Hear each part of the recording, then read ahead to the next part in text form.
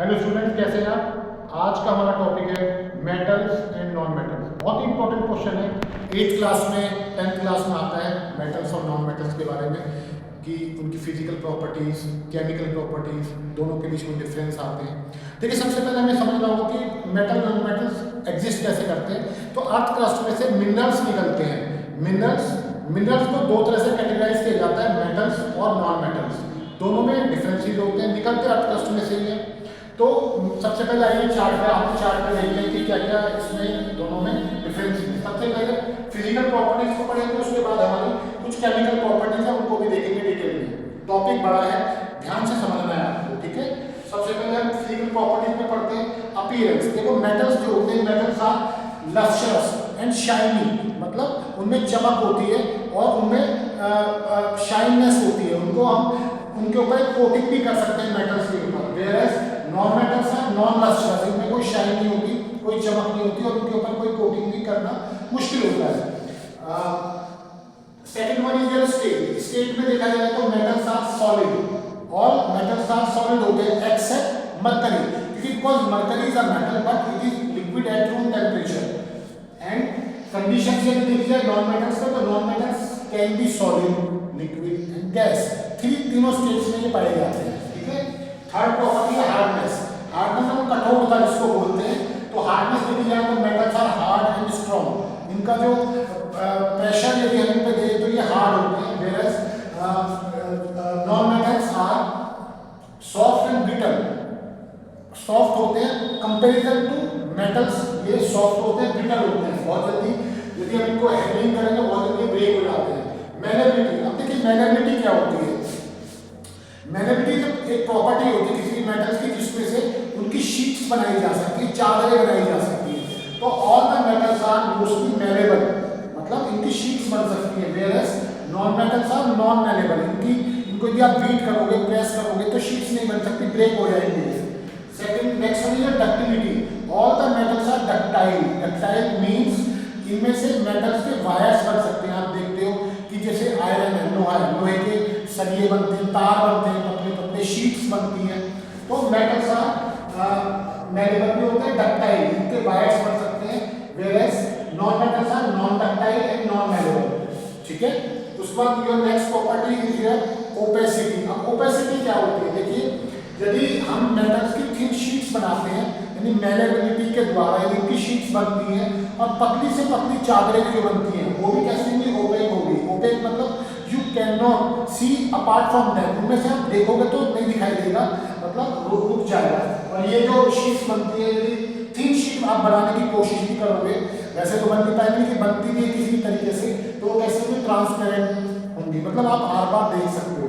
तो ये इसकी प्रॉपर्टी है ओपेसिटी के रिगार्डिंग। कंडक्टिविटी है, कंडक्टिविटी मैं आपको देखिए बता चुका हूँ। कंडक्टिविटी प्रॉपर्टी होती है किसी भी सब्सटेंस की जिसमें से यदि इलेक्ट्रिसिटी और हीट पास हो सकती है। आपने देखा होगा कि आप मेटल का पाइप लीजिए और उसको मेटल के पाइप को भी यहाँ से हीट करें कुछ टाइम के लिए, तो धीरे धीरे हीट क्या होगी, पूरे में ट्रांसफर हो जाएगी। तो इसको, इस प्रॉपर्टी को क्या बोलते हैं, कंडक्शन बोलते हैं, है ना। तो metals are good conductor of heat, मतलब हीट उनमें से पास हो जाती है। इलेक्ट्रिसिटी, आप यदि यहाँ से करंट पास करोगे तो पूरे में करंट आ जाएगा, मतलब metals are good conductor of heat and electricity. Whereas non metals are bad conductor और poor conductor of heat and electricity. Next one is your acoustic property. Acoustic property क्या होती है, यदि मेटल्स जो है यदि आप उनको बीट करते हो, उनको किसी हैंडलिंग करते हो, तो दे आर सोनोरस, मतलब they produce a tinkling ringing sound. आपने देखा होगा स्कूल में जब आपका पीरियड चेंज होता है या छुट्टी होती है तो स्कूल में घंटी बजती है, तो मेटल्स क्या प्रोड्यूस करते हैं, रिंगिंग साउंड प्रोड्यूस करते हैं। Whereas non metals are non sonorous, उनको आप बीट करोगे तो आवाज ही नहीं आएगी। जैसे आप किसी लकड़ी को ऐसे बीट करें तो कोई रिंगिंग या टिंकलिंग साउंड नहीं आएगी, तो they do not produce any kind of sound. Next property है मेल्टिंग पॉइंट। मेल्टिंग पॉइंट मतलब क्या होता है कि किसी भी मेटल पे कोई मेटल यदि मेल्ट हो जाए तो मेटल्स का जो पॉइंट होता है, मेल्टिंग पॉइंट होता है, वो हाई होता है और नॉन मेटल्स का लो होता है। बॉइलिंग पॉइंट कितने पे बॉइल होना शुरू हो जाए, तो मेटल्स है high boiling point, whereas non metals है low boiling point. Corrosion, corrosion का मतलब क्या होता है, अब कोरोजन देखिए यहाँ से जो शुरू हो रही है आपकी केमिकल प्रॉपर्टीज शुरू हो रही है। कोरोजन क्या होता है, जंग लगना जिसको बोलते हैं, रस्टिंग जिसको बोलते हैं। तो कोरोजन में देखा जाए तो all the metals of corrosive, corrosive मतलब जंग लग सकता है, मतलब लेकिन सबको नहीं कह सकते। जैसे आप गोल्ड है, गोल्ड इसमें एक्सेप्शन है, क्योंकि गोल्ड आप देखिए हमारे घर में लेडीज हैं गोल्ड के ऑर्नामेंट्स पहनती हैं और सालों साल पहनती है, लेकिन उसमें कभी जंग नहीं लगता। But gold is a example of metal, तो मेटल है लेकिन ये नॉन कोरोसिव है। लेकिन वहीं पे देखा जाए तो आयरन है, आयरन को आप एक रात के लिए बाहर छोड़ दीजिए बरसात में या खुले में, ऑक्सीजन के कांटेक्ट में आते ही आयरन ऑक्साइड बनता है, जो कि which is another name of corrosion, जंग का दूसरा नाम है। तो metals are corrosive but non metals are non corrosive, इनमें जंग नहीं लगता। वैलेंस इलेक्ट्रॉन्स देखे जाए तो मेटल्स में जो होते हैं वैलेंस इलेक्ट्रॉन्स कैसे होते हैं, लूज होते हैं, whereas in non metals they have gain और लूज, जो गेन भी कर सकते हैं इलेक्ट्रॉन्स को, लूज भी कर सकते हैं। देखिए बॉन्डिंग जब आप पढ़ेंगे, कोई भी जो बॉन्डिंग होती है, जब कोई बॉन्ड कंपाउंड बनता है तो उसमें शेयरिंग और लूजिंग प्रॉपर्टी होती है, शेयर करके लूज करके कोई कंपाउंड बनता है। तो ये प्रॉपर्टी आपकी वैलेंस इलेक्ट्रॉन्स की है। किसी नेक्स्ट में आपको कंपाउंड फॉर्मेशन बताना है, तो इसमें लूज होती है, इसमें गेन होती है।